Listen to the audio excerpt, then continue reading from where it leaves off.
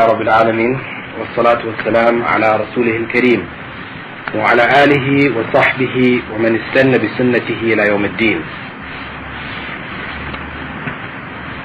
All praise is due to Allah, and may Allah's peace and blessings be on His last Prophet Muhammad sallallahu alaihi wasallam, and on his family and his companions and all those who follow the path of righteousness until the last day. Now, we're going to continue on to complete the lesson on fasting, Sawm, or we said also the other name for it is Siyam. And we stopped at the point where we talked about the various benefits that there are in fasting. Just in quick review, we said that the fasting, first and foremost, the goal of fasting was to develop consciousness of Allah, God consciousness. So in Arabic it's called taqwa. This was the goal of fasting. This is what Allah says in the Quran. لَعَلَّكُمْ تَتَّقُونَ. This is the goal of fasting. Because when a person fasts, this is something between him and Allah. Only Allah knows that he's fasting. Because he can pretend, he can eat before he leaves in the morning. Whilst he's at work, he can sneak in the, some room where nobody's watching. He can take something to eat. He can go in the bathroom. He can smoke a cigarette. He can do anything. He can break his fast, right? But when he comes out, he appears to be fasting in front of everybody else. So this is something between him and Allah. So because of that, the fasting itself, the goal, the essential goal of fasting is to develop that God consciousness. And in reality, it is the God consciousness, the consciousness of Allah, which controls the individual and makes him a better person. Because the laws of society function effectively when the people fear the law and when they see representatives of the law. If there's a policeman there, or you fear the embarrassment of being caught, then you will not steal. But if you feel there's no policeman there, and you don't care whether you're caught or not, then you will steal. Whereas it is your consciousness of Allah which will prevent you from stealing under all circumstances. Whether there's a policeman there or not, whether the opportunity presents itself or not. And your fear is not of being caught and embarrassed in the society, but your fear of meeting Allah on the Day of Judgment, and you have taken the rights of others, which will be taken back from you on the Day of Judgment. So it's your fear of Allah which makes the individual a just and honest individual in society. So this is why in a true Muslim country, it's not necessary to have the type of police force that you have, say, for example, in America. America, in as advanced a society as it is in everything, for you to be a policeman there, you have to be at least 6 foot, 6 foot tall. You must weigh at least 170 pounds. You have to be a brute, a monster, a big man, who when the people see you, they fear you.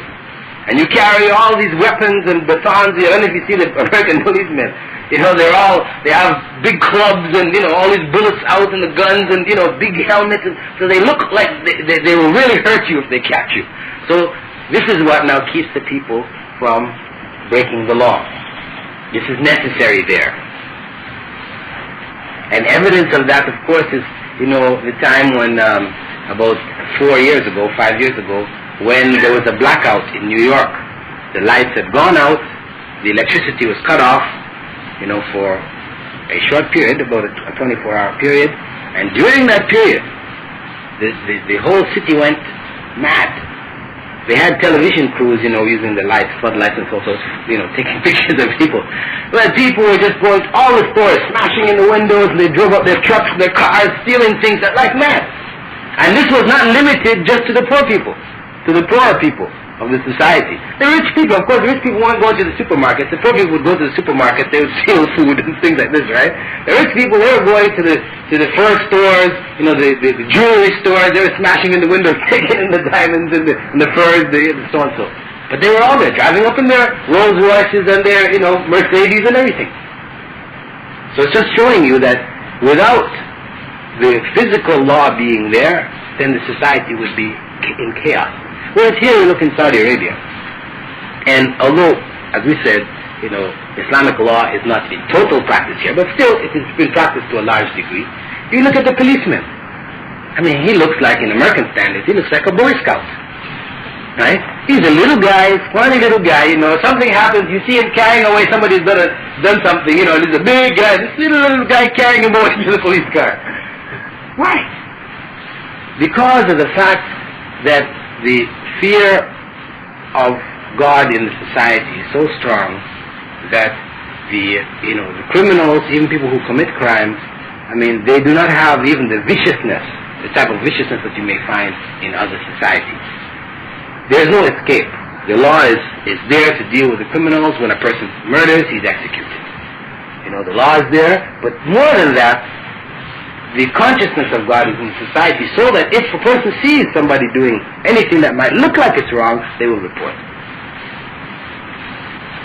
In America, in England, crimes could take place in front of people's eyes. I mean, there was one case I remember reading about 2 years ago.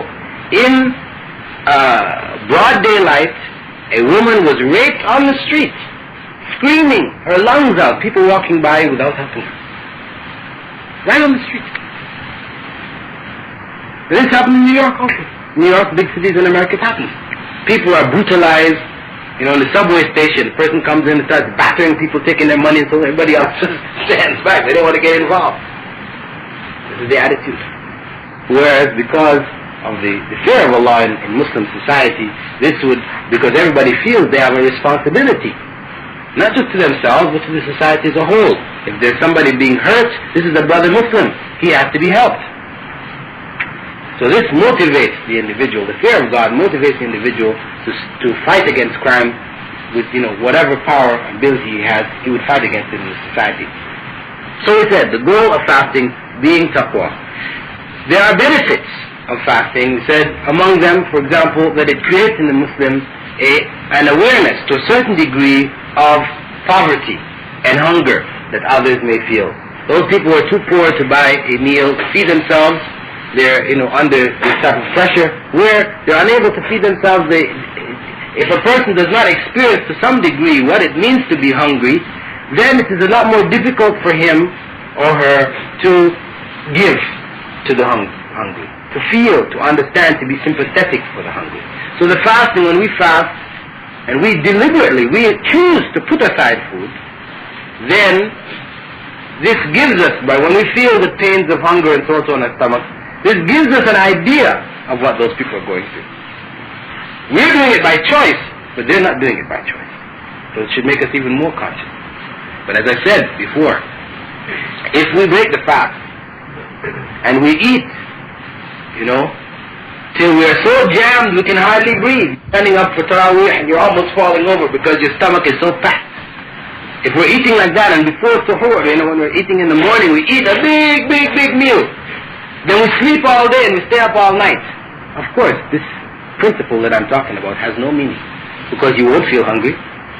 In fact, as we said, there are many people who gain weight in Ramadan because they eat more in Ramadan than they eat outside of Ramadan. So the whole principle of sympathy, understanding, feeling, fearing Allah, all this is gone. The whole principle, although according to the letter of the law, see, this is why it's very important to understand that there's a difference between the letter and the spirit. The letter has behind it a spirit. If you just take the letter alone and you leave the spirit, then you may not benefit from the law. You may be going against the law. So, if we fast properly, then inshallah we'll experience that, and we'll have some consciousness of what those who are starving go through, and that will help us inshallah to be more generous in our wealth and sharing our wealth with others who are in need. We said also that it also teaches us control of our desires during the rest of the year outside of Ramadan. We know that for the human being, the most powerful desire that he has is the desire for food and the desire for sex. These are the main two most powerful drives that an individual has. He can kill for it. Right? He kills for food. In times of hunger, if he's starving to death, he may kill. If he doesn't have any kind of fear of Allah or anything there, he may kill people. You hear people, being isolated, their plane crash or whatever, and they're by themselves, food runs out. Then they decide, the weakest one amongst them, they decide to kill that person and eat him. Right? This is their lack of fear of Allah. This desire to get that food, to survive, causes them to kill others. And same thing in the case of sex. The desire for sex leads men, to rape women. A man who may even be married, or been married many times, has many girlfriends, but yet the desire for sex may cause him to go and rape somebody else. So these are two most powerful desires. So the fasting of Ramadan trains us to control these most powerful desires in human beings. To control it so that out of the rest of Ramadan, we were not drawn into sin and into evil and into corruption by these two desires. Because if you're used to holding them back during Ramadan, this training period in Ramadan, you're used to holding them back outside of Ramadan, inshallah, if the difficulty arises, you can control yourself. If you have no training period, no experience in trying to hold these desires back, then you're finished. When the desire comes, then you follow your desire. We also pointed out that, one of the benefits of Ramadan is that it helps to improve the moral character of Muslims. Because we said that the fasting of Ramadan is not just the physical fast. And we said there was a hadith in which the Prophet ﷺ, had said that Allah has no need for you starving yourself, denying yourself of drink, your thirst and your hunger. He has no need for that. If you do not give up in decent talk and act. So there is this other aspect of fasting which is essential, that we should control what we speak about and what we do, what we see during the month of Ramadan, for fasting to be true fasting. We have to do that. Because if we're talking the way we talk concerning women or corruption, etc., or we're looking at Playboy magazine, or some other, watching videos that involve filthy acts, etc. And we should feel shameful. Watching a video where a man climbs into bed with a woman, yourself, if somebody was to say to you, let's go into so-and-so's house when he's making love with his wife and watch them. You'd say, no, we're not going to do that, it's not good. But you're willing to sit and watch it on video. What's the difference, really? Because in your mind you're saying they're acting, but really think about it. There is not really any difference. If you sit there and watch people climb into bed and make love with each other on the video, it's not different than you standing and peeking in a person's keyhole while he's making love to his wife in his bedroom. It's sinful. And you should feel shy. If you don't feel shyness inside yourself, it means something's wrong. You have to look at yourself. Increase your prayer. Ask Allah to put fear in your heart. If you don't feel shyness, if you just feel okay, you sit there, you watch these things, it's alright. It doesn't move you at all. If it comes on, you should put fast forward, go past it quickly. You should avoid the type of movies that have that type of thing in it. So, you have to, in the course of fasting, control what you're seeing, what you're saying, and what you're doing. If these don't happen, then you are doing the physical fast, fulfilling the letter of the law again, but the spirit is gone. And that fast will be a sin on you, Yawm al-Qiyamah. Allah will ask you about that fast. It will not be good deeds on your scale of good deeds, but evil deeds on your scale of evil deeds. Of course, we also know that doctors have shown that in fasting, a person uses up cholesterol. Again, we're saying this is the true kind of fasting, not the one where you pack yourself when you're sleeping during the day and up all night. But proper fast, where a person actually is fasting, then what happens is during that period, the body uses up, the cholesterol, it breaks it down, and they've shown that this helps people who have problems, heart problems. Most of the heart problems, which tend to be one of the major killers amongst mankind now, is heart disease, which causes strokes, etc., etc. This is from the buildup of cholesterol. Cholesterol in the blood system, depositing as fat in the veins and in the arteries. So this helps to break it down. So there's health benefit here. And also the idea of, it's like any machine. If you work a machine, just constantly, it's going to break down eventually. Our systems are machines.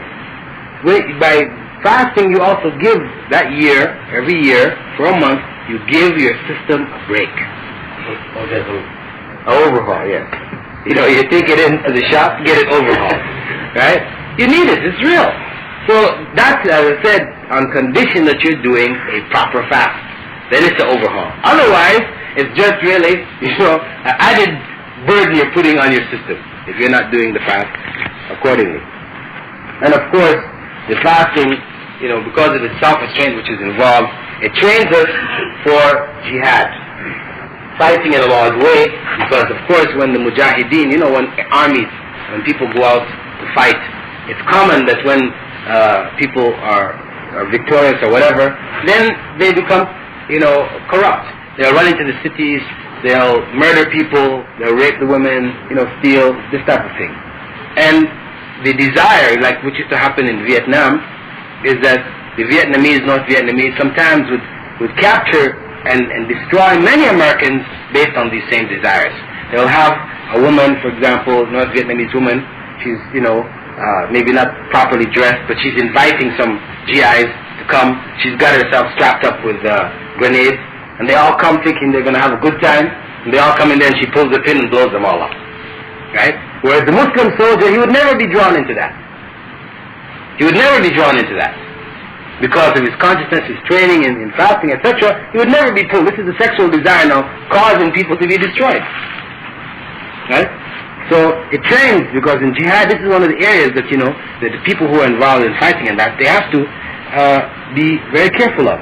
Because it's very easy. The human desires are very fine, and they can drive you to do all kinds of things you wouldn't normally do. When you find yourself in a position of power over other people, the tendency is to want to use that power.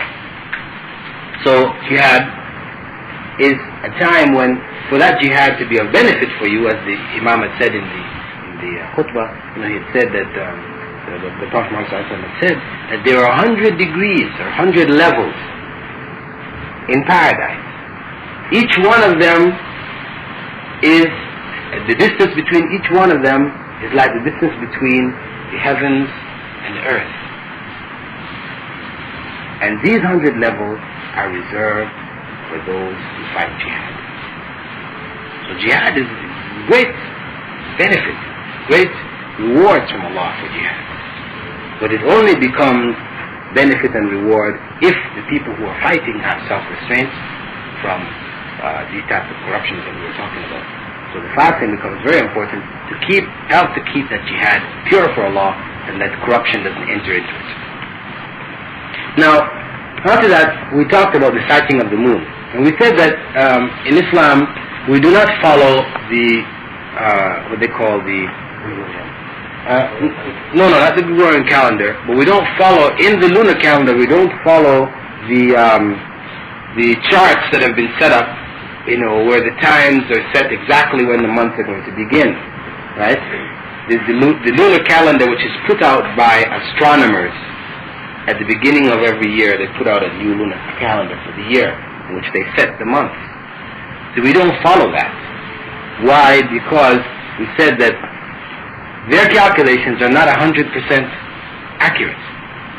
There will always be some error in them, because human beings cannot measure anything 100%. There will always be 99 points, so and so and so. The more accurate the instruments become, it's the bigger the decimal, 0.9999. It's the more accurate, 999, more accurate, 999, but they will never reach 100%, because only Allah is perfect. So So their calculations cannot be relied on. We rely on the sighting because the sighting is something people can do anywhere in the world. And of course, the Prophet ﷺ had set down a principle that, if the last day of Sha'ban, that is the 29th of Sha'ban, because lunar months are either 29 days or 30. If the last day of Sha'ban, it becomes cloudy. And this would be the time when you're looking out for the moon of Ramadan. If it becomes cloudy, then you assume that you're still in Sha'ban, and you continue to the 30th, and you begin your fast after the 30th. You lay down a general principle. Later on you might find out that really Sha'ban was 29 days, right? And this day which you call the 30th was really the first of Ramadan. You may find that out later. In which case, if you find it out later, right, you add an extra day of fasting after Ramadan to make up for the day which you missed. If you never found out, well then there's nothing on you. You just went according to the principle. But one thing you would not do is you would not fast 31 days. The maximum days of fasting is 30 days.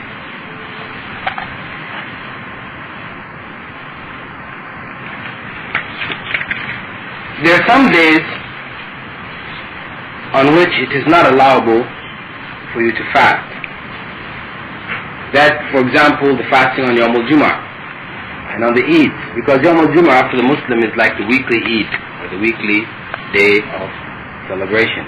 They're not allowed to fast on Yawm al-Jum'ah, except in Ramadan. Or if you are fasting the day before it and the day after it. So it means you would also fast like Thursday and Saturday. You don't specify Friday, Yawm al-Jum'ah, for fasting. Not allowed. Forbidden by the Prophet.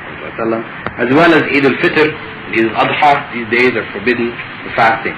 And also the last 3 days of Hajj, what they call Ayyam al-Tashriq. That's the 11th, 12th, and 13th of Dhul Hijjah. You're not allowed to fast on these days either. We discussed briefly that when a person is traveling, he's allowed to break his fast. We were looking at that when we discussed the area concerning traveling and shortening of Salah, etc. The person who's fasting during Ramadan, when he's traveling, he's allowed to break his fast, and he makes up for the days which he missed while traveling when he gets back from the travel. Some people say, well, if the travel is by airplane, it's very comfortable now, there's no pressure on you about fasting, then you should fast. But no, the Prophet Muhammad ﷺ had said that Allah gave us certain concessions, and He likes that the concessions be taken. So, if you're traveling, it is preferable for you to break the fast and make up the day afterwards. If a person is sick, and for example, doctors have shown, or he from his own experience knows, he tries to fast and he finds his sickness increases, then he's allowed also to break the fast, and after Ramadan he makes up for those days.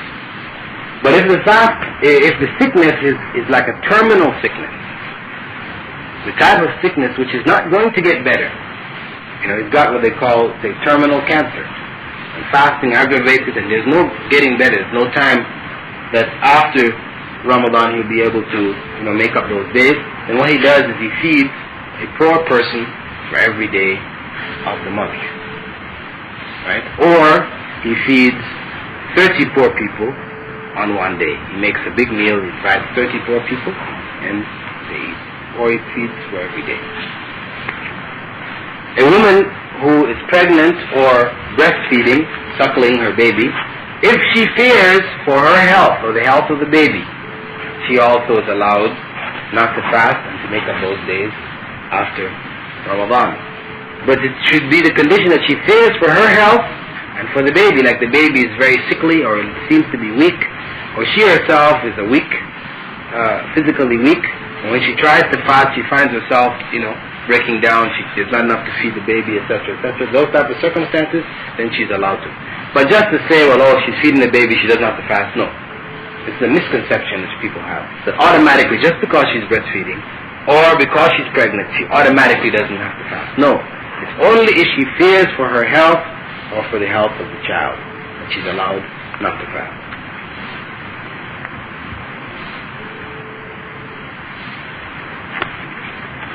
If a person breaks the fast deliberately,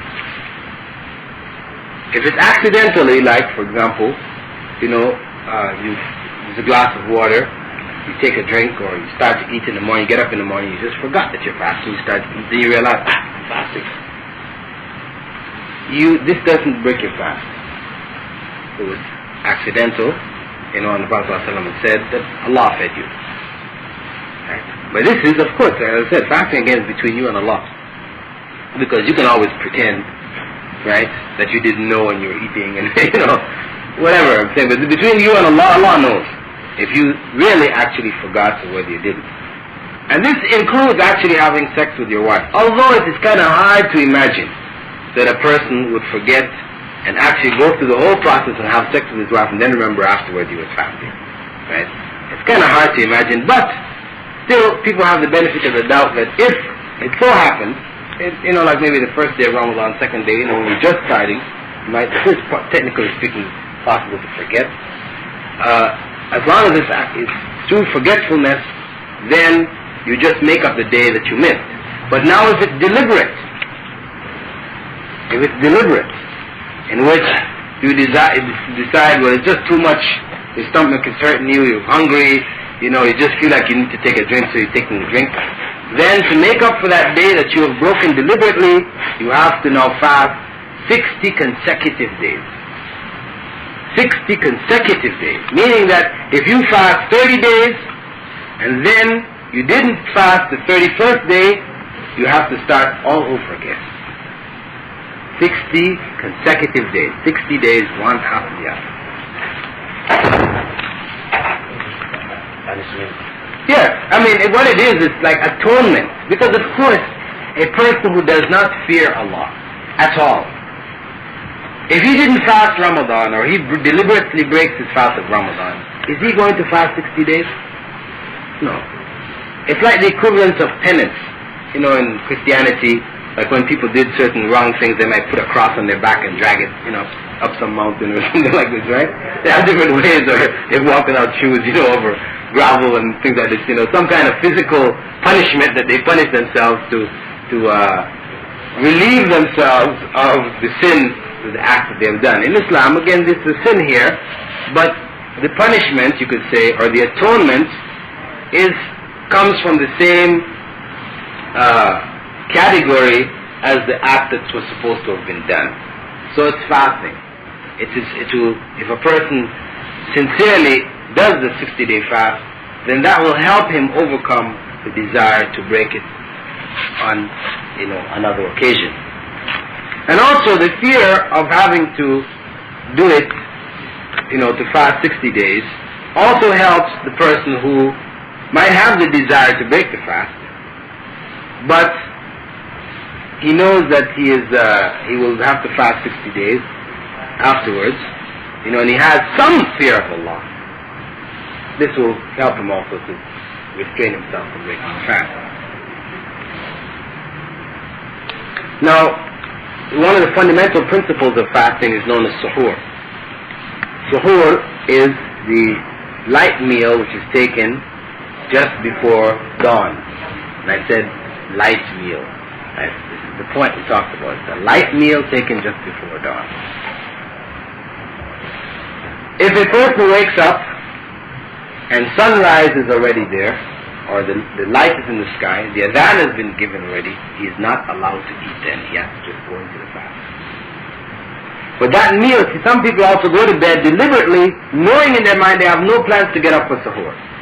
They eat at night, 12 o'clock, 1 o'clock at night, they eat a big meal, they figure, okay, khalas, I don't need to get up for suhoor. This is wrong. Prophet ﷺ said you should take the suhoor. Even if it's just a glass of water, you should take suhoor. This is to distinguish yourself from the Jews, others.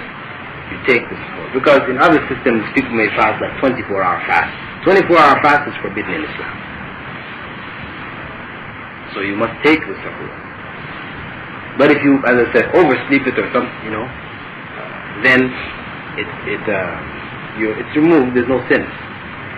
Also, if you are eating the sahur and the adhan goes, you prepared your meal, you take up your glass or you take up your dish, you're ready to eat, and the adhan goes, what do you do?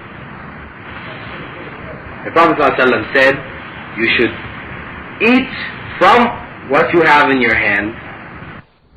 The Prophet ﷺ said you should eat from what you have in your hand, or drink from what you have in your hand, enough to remove from yourself the desire for the food that is in front of you. Right? So the adhan goes, you have the bowl in your hand, either you started eating or you haven't started, you eat, finish till you feel comfortable from what you've eaten, you put it down and start fasting. Okay? Because I think mistakenly maybe some of you are under the impression that if the adhan goes, you just have to put everything down. What it is you can't, the adhan goes, you don't go over now and start picking up this and picking up that and, to go and eat, right? But this is just the point. If whatever you had in your hand, you had a glass in your hand or you had a dish in your hand, you finish eating from or drinking from that which you have in your hand, and then you put it down. Okay? Also, if you wake up, you're in an area where there are no clocks or whatever, you judge according to the sky, and in the morning, you look out and it appears to you that dawn hasn't come yet, but it just so happened that the sky was cloudy. You can't tell if the sky is cloudy in the early morning. You can't tell. It just appeared to you that there was, and you ate. And later on you found out, somebody came by your house, knocked on the door and said, oh, you're still eating. The dawn, it's dawn. In this case, there's nothing against you, because you did not deliberately eat after the coming of the dawn. Again, see, Allah judges you according to what your intention is. We said that basic hadith of the Prophet Muhammad ﷺ, in which he said, إِنَّمَا الْأَعْمَالِ بِالنِّيَّاتِ. The deeds are judged by their intention.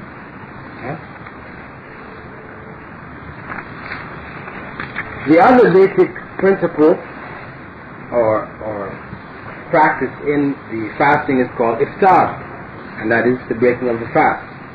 And this should be done immediately after the setting of the sun. As soon as you hear the adhan, you should go and do it.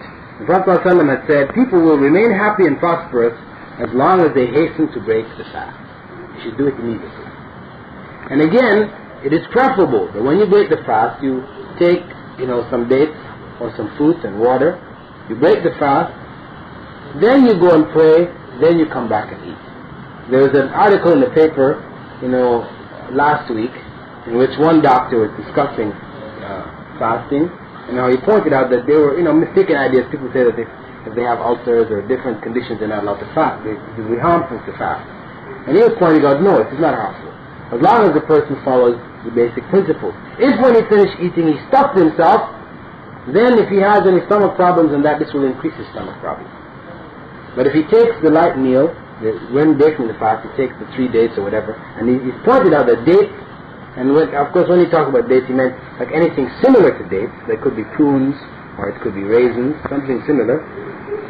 Once you take these things, they're especially good for breaking the fast because of the fact that they give the system, natural sugars, which are easy for the system to break down, to utilize, and gives and prepares the body for the meal afterwards.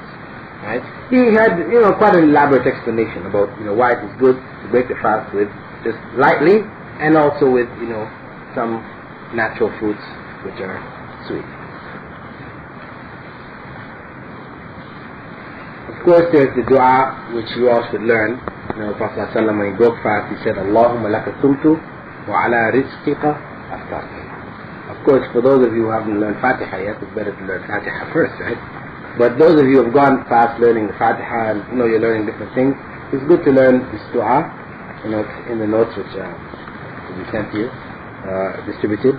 You should learn this dua to make this dua on the breaking of the fast. It means, Oh Allah, for you I have fasted, and with your provision I have broken it.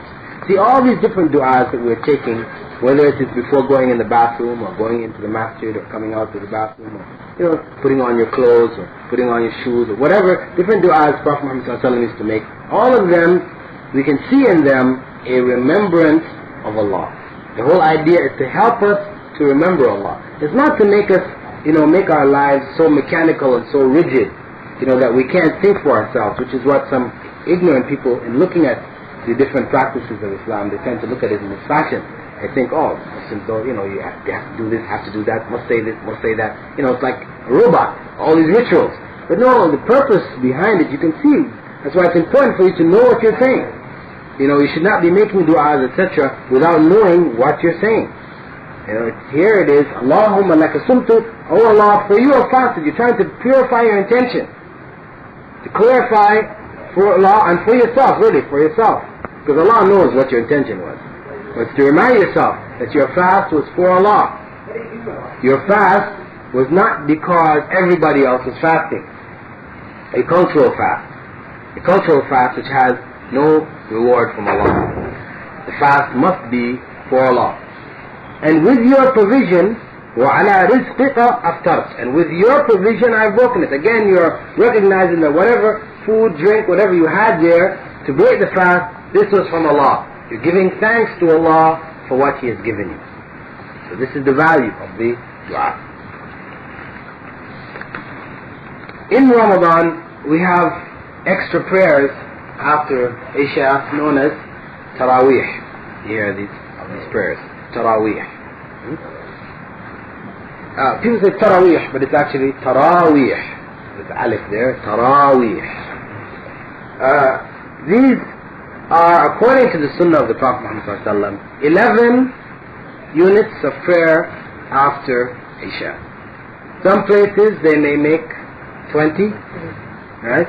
Commonly in a number of places, but this has no basis in the Sunnah of the Prophet Muhammad. His practice was 11. This is in Sahih Bukhari, Sahih Muslim. Aisha said that the Prophet Muhammad never made more than 11 units of prayer after Isha. And she mentioned that he would do 4 and 4 and then 3. Right? So it could be done in the form of 2, and you see them pause, those who do 11. Commonly after every group of 4 they will pause for a while and then they do the next group. It could also be done 4 and 4.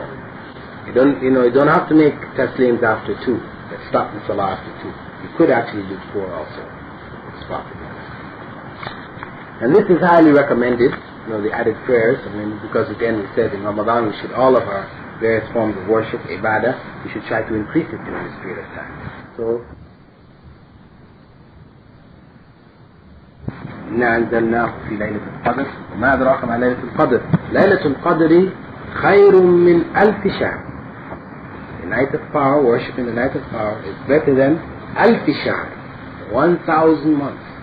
Prayer in 1,000 months. Right? One would say, wow, if you prayed on that night, it's better or worth more than or equivalent to the worship in 1,000 months. That means if you prayed then, divide 12 into 1,000, you don't need to pray for the next so many years. No, of course. See, this is a very twisted approach. You see, the whole purpose of Laylatul Qadr is not for this purpose. See, because the person who's going to think in this line, right, his worship is not for Allah. A person who thinks in this light, his worship is not for Allah. It's just like some people, for example, I would meet, some people from this part of the world in America, and they're very corrupt. They're going to discos, visiting prostitutes, they're just out of it there in America. And you try to speak to them, listen, brother, fear Allah, control yourself. You're Muslim, So don't worry about this. When we go back, we go and make Umrah, and it removes our sins, khalas. This is a very mistaken idea in their mind. And they can do all this corruption and then go back and make Umrah and wipes out all the corruption. Because true, Prophet ﷺ said that from Umrah to Umrah it wipes out the sins that are between them. But, I mean, what kind of Umrah is the Prophet ﷺ talking about here? He's talking about a true Umrah, where one fears Allah and does Umrah for the pleasure of Allah. Not a person who feels that the ritual, he doesn't fear Allah because there he is in America doing all this corruption. Obviously he's not even thinking about Allah. So there's no fear of Allah there. So his Umrah is only a ritual. He is going through the physical acts of going around the Kaaba and he's just tiring himself out. That will not remove any evil deeds. So it's a distortion in his mind. And also, there is a sense of stupidity to it, because does he have any guarantee that he will make it back to make the Umrah? No. Who can guarantee what's going to happen tomorrow? Right? So, similarly, this night of power, we seek it, we do extra worship, so that, inshallah, in sincere worship, our worship may match that night and we get that added reward. These are added rewards. And Allah, it's not really unusual, because we know in the various things of Islam, Allah has given added value to certain things. We know that, for example, prayer in Mecca is worth 1,000 prayers elsewhere. Sorry, 100,000 prayers elsewhere. Right? Prayer in the Prophet ﷺ's masjid is worth 1,000 prayers elsewhere. Prayer in Masjid Aqsa is worth 500 times prayers elsewhere. So Allah has given certain values to these. Prayer in the Masjid in Jama'ah is worth 27 times prayer at your home. Right? So there are different acts, different times, different places wherein the value of the prayer there increases. But it only increases with sincerity in these various acts of worship. I mean, the ritual will never increase the value. The ritual is a sin. The ritual without the spirit is a sin against yourself. Okay, inshallah, this covers the main principles of Ramadan. So if there are any questions, you'd like to ask concerning Ramadan and the practices. I have to ask about Intra.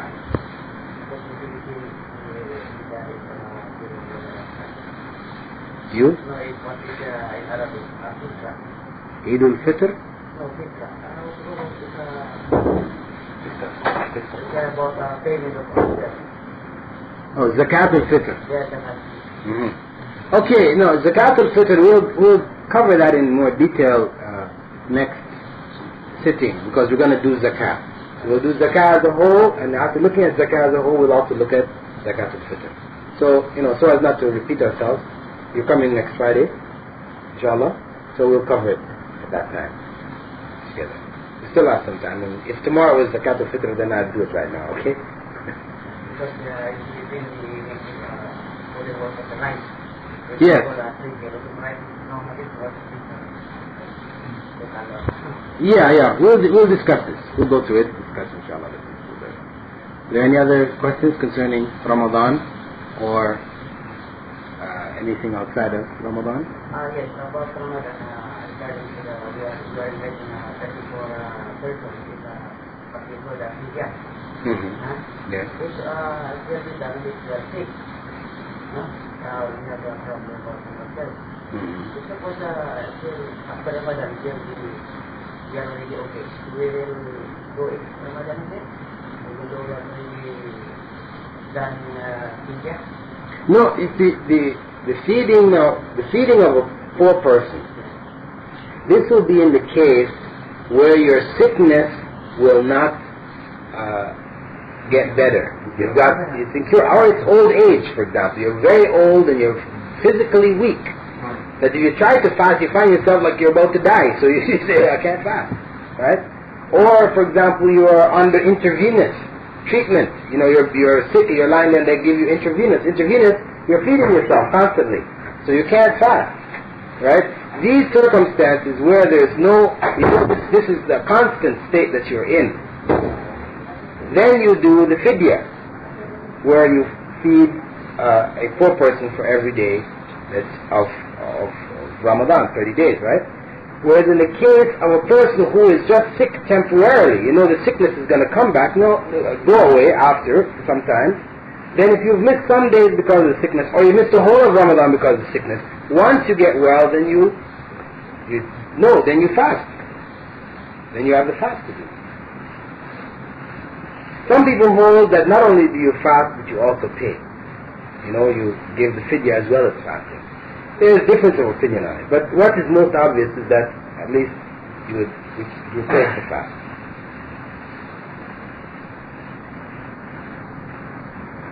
Taking for medicine.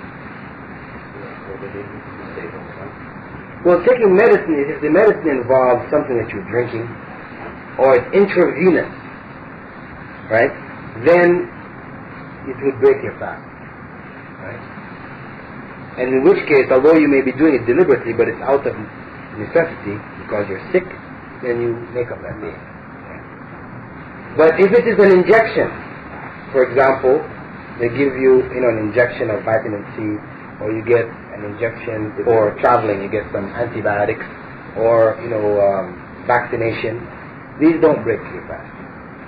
Some people have said it breaks the fast, although it doesn't, because the whole idea is feeding.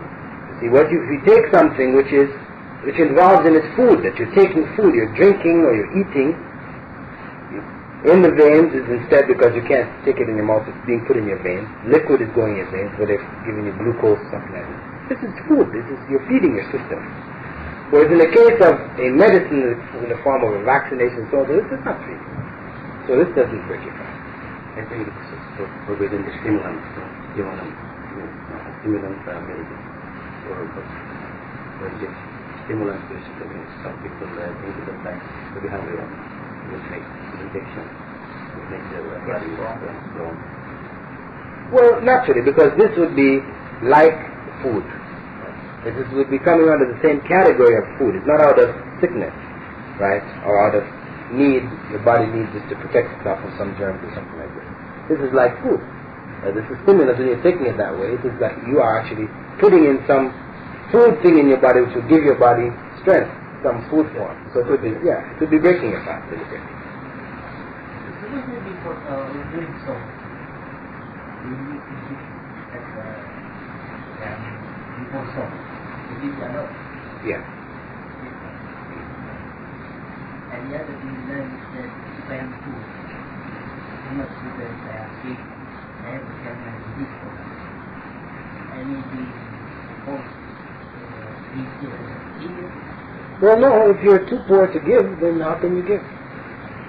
If you're too poor and you're sick, you can't fulfill the fasting, you can't give the fidya, then it's removed from you. Allah, absolves you of it. You're not held to account for it. I mean, this was a case in which the man came to the Prophet Muhammad ﷺ. Actually, this wasn't the case of sickness, but in the case where the man, he had sexual relations with his wife in Ramadan, and the Prophet ﷺ said, well, okay, you have to fast 60 days. But he explained to him that his desire, it was his strong desire that he had, which caused him to break the fast in the first place. If he had to go 60 days, for sure he would do it. Okay? So, this was his case. So the Prophet ﷺ said, well, okay, then you must feed 60 people. He said, 64 people. He said, but I'm the poorest person in the whole area. He said, so the Prophet ﷺ, there had been some zakat al-fitr which had been given earlier, which was zakat, which was made from dates. He said, okay, bring some dates, give them. So he gave him the dates and he left. Okay? But this was because of this fact that this was his circumstance. Islam is flexible in that sense of recognizing a person's circumstance, not demanding of him that which he is unable to do. Can we brush our teeth making music? Yes. I mean, of course you have to be careful not to swallow, so you brush your teeth, then you should spit and make sure you spit, get it out there. But the Prophet ﷺ, that's based on the fact that he used to make siwak, right? He used to use the miswak or the toothpick, he used it during Ramadan. He said when you're gargling, in fasting that you shouldn't let the water go to the back of your throat. Normally when you gargle, you should, he said, that you should be excessive in your gargling. I know a lot of people when they're washing their mouth, they only put the water in their mouth, they go spit it out. But no, when you put the water in your mouth, you should go you should clean out the back of your throat. Most people don't do it. That's the proper way to do it, except in Ramadan. Outside of Ramadan, in Ramadan, you just now take it in your mouth and spit it out. But if you're doing that normally, you're not doing it correctly.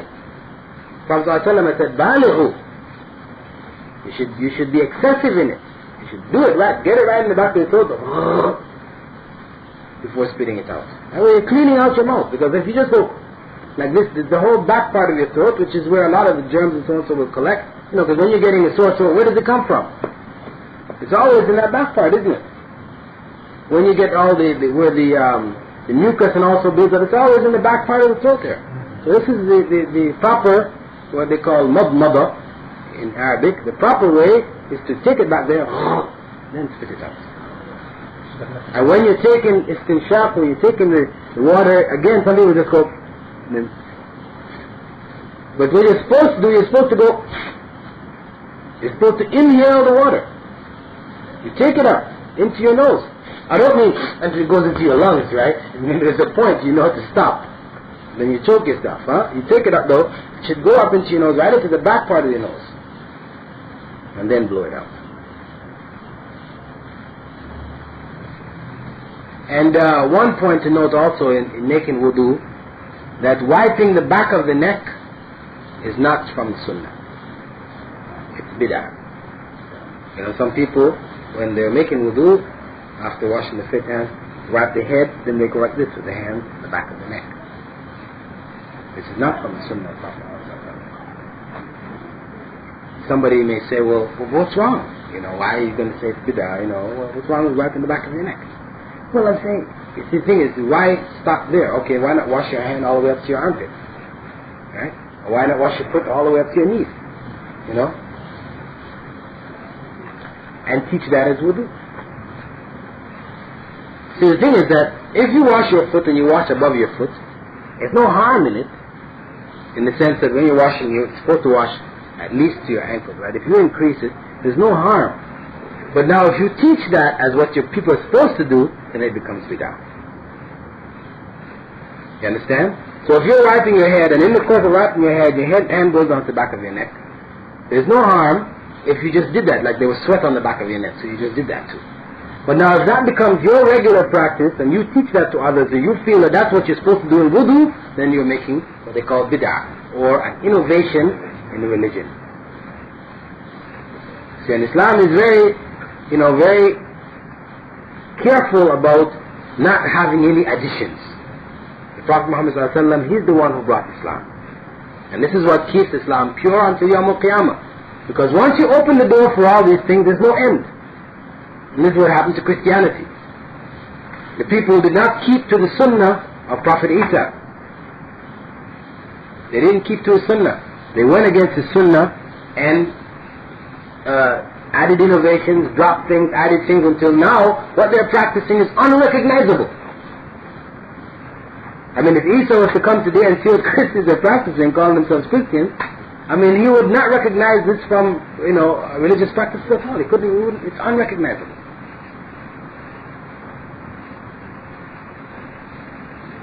Any other questions? Outside of Ramadan. Yeah, last Wednesday,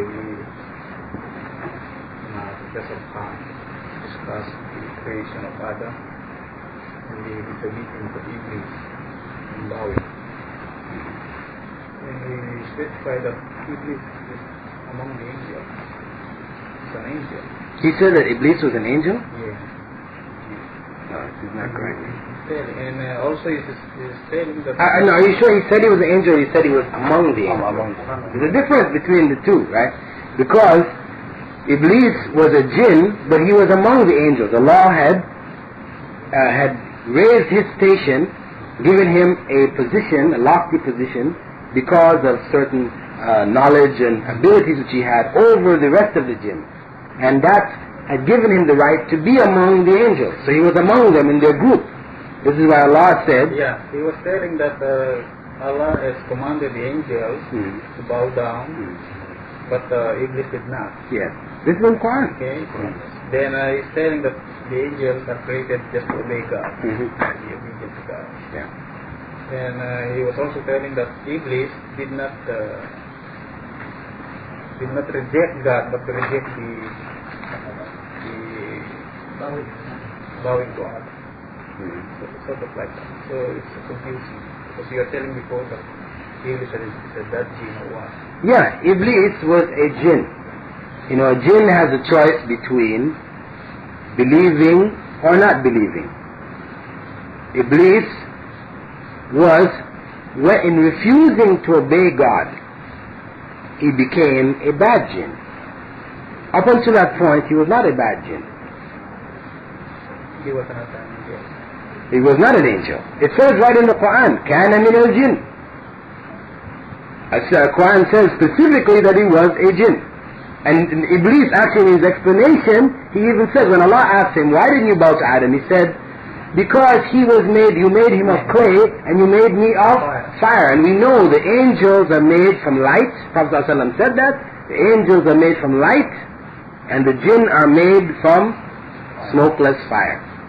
So fire, not fire as we know you light a match, fire, you say the jinn is made from fire. No. But a elemental fire. It could be, Allah knows, nuclear fire or whatever, But a fire which is smokeless. It's not the fire that we know in regular life. Some people may ask, well, how could they go to the hellfire, the bad jinns then? If they're from fire, and how is Allah going to punish them with the hellfire? Well, the point is that it's not a problem, because you're made from clay, right? But I can take a piece of clay that's been hardened and smash you and kill you with it. Can't I? So the fact that you were made from clay doesn't mean you can't be harmed by clay. That just means that's what your origin was. Your origin was clay, but are you a piece of clay walking around now? No. That's your origin. Similarly, the jinn's origin was fire, but it doesn't mean that they're just fiery balls that's flying around fire. No. Right? This is a mistaken concept. But the Iblis was a jinn who was given certain powers and certain abilities which Allah made him higher and greater than the rest of the jinn. Just like among the angels, certain angels were given greater powers than the other angels. Like Gabriel was given more powers and more responsibility than the others. Similarly, Iblis was given greater responsibility, etc., among the jinn, and he was allowed to be among the angels. So he was with the angels when the command was given. إِذْ قَالَ رَبُّكَ لِلْمَلَائِكَةِ اسْجُدُوا لِآدَمَ فَسَجَدُوا إِلَّا إِبْلِيسَ. Allah said, called to the angels, among them was Iblis, bow to Adam, and they all did except for Iblis. And this, in terms of Islamic context, this is looked at as the original sin. If there is an original sin in Islam, it is the pride of Iblis, because that's what led him to not bow to Allah. So if you, لا بأس. أو شغل مكيف ما أدري يعني. لا علشان الصوت والتسجيل. شكرا. So if, in talking with people, they talk about the original sin, it's important to clarify that for non-Muslims, Christians, etc. The idea that when you talk about in Christianity original sin, in Islam we have no original sin in the sense that you have a sin which is inherited generation after generation. We have no sin like that. But original meaning the first, yes, we have. The first sin, that was that of Iblis, when he refused to bow to Adam. And his refusal was based on pride. This is why the Prophet ﷺ had said that anyone who has a mustard seed's worth of pride will not enter paradise. You see, pride out of race or out of country or any of these types of pride where you feel you're superior to others, this destroys your iman. Because as Allah says in the Quran, إِنَّ أَكْرَمَكُمْ عِنْدَ اللَّهِ أَتْقَاكُمْ. That the one who is most noble in Allah's sight is the one who fears Allah the most. That is the difference.